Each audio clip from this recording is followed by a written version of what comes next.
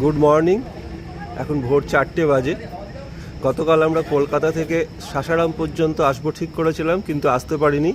প্রচণ্ড বৃষ্টির জন্য আমরা ঔরঙ্গাবাদে এসে স্টে করেছি।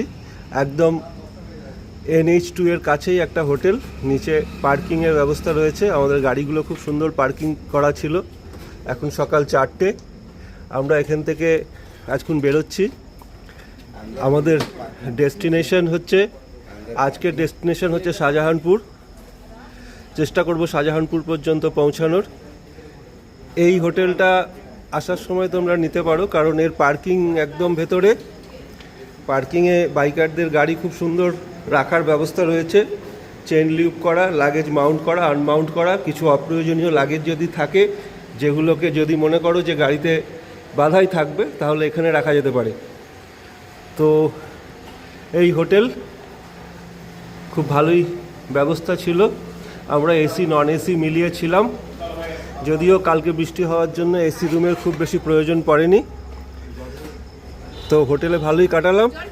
এই হোটেলের কাকাবাবু সকাল থেকে আমাদের সঙ্গে রয়েছে। কাকাবাবু, হোটেলের নাম কি? मेरा नाम है कृष्णा सिंह। আর হোটেল का नाम क्या है? Hotel city inn. Hotel city inn. Okay, thank you काकाबाबू।